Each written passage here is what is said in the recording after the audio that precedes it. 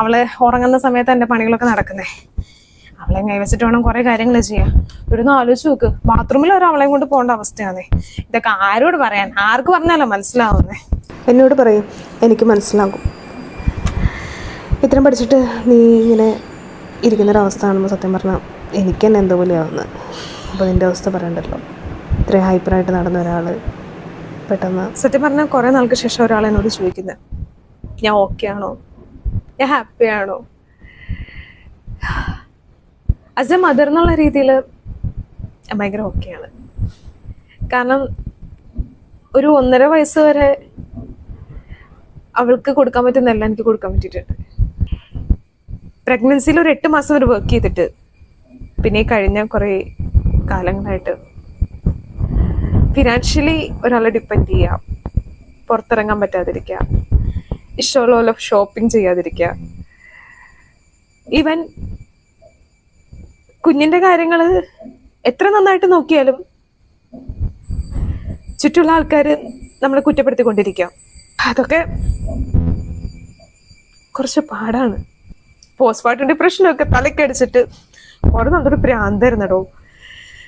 അതിനകത്തുനിന്നൊക്കെ ഒന്ന് സെറ്റായി വന്നത് ശരിക്കും ഇവള് വർത്താനൊക്കെ പറഞ്ഞു തുടങ്ങിയ പിന്നെ അമ്മയെന്നൊക്കെ ഇങ്ങനെ വിളിക്കുമ്പോഴേ നമുക്കൊരു സന്തോഷമാണല്ലോ. പിന്നെ ഈ ഒരു ഫേസ് മാറും. ഒരു 2 വയസ്സൊക്കെ ആയിക്കഴിഞ്ഞ് കഴിഞ്ഞാൽ അവളെവിടെയെങ്കിലും ഡേക്കലൊക്കെ വിട്ടിട്ട് നമുക്ക് നമ്മുടെ ഒരു രീതിയിൽ മുന്നോട്ട് പോകാമെന്ന് എനിക്ക് അറിയില്ലാഞ്ഞിട്ടല്ല.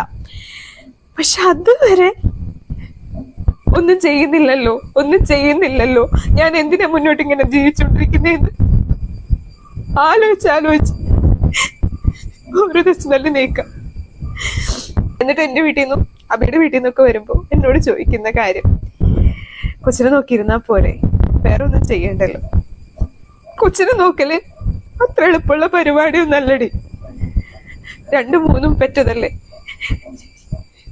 ഞങ്ങൾ ഒരുപാട് കൊച്ചിനെ നോക്കിയതല്ലേ എന്ന് എന്നോട് ചോദിക്കും. 3 ആണെങ്കിലും 2 ആണെങ്കിലും 1 ആണെങ്കിലും നമ്മൾ ഇടുന്ന ഒരു എഫേർട്ട് ഉണ്ട്.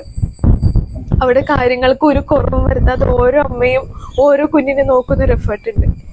അത് കുഞ്ഞിനെ നോക്കാനുള്ള എഫേർട്ടിലല്ല, നമ്മളായിരുന്ന ആ ഒരു സ്പേസിനെ, നമ്മുടെ ആയിരുന്ന ആ ഒരു സാധനത്തിനെ എല്ലാത്തിനെയും മാറ്റി നിർത്തി ഒരാളെ കോൺസെൻട്രേറ്റ് ചെയ്ത് നമ്മുടെ എല്ലാ രീതിയിലുള്ള ഇഷ്ടങ്ങളും മാറ്റി വെച്ച് നമ്മൾ മുന്നോട്ട് പോകുമ്പോൾ നമുക്ക് ഉണ്ടാവുന്ന ഒരു ഫ്രസ്ട്രേഷൻ ഉണ്ടല്ലോ,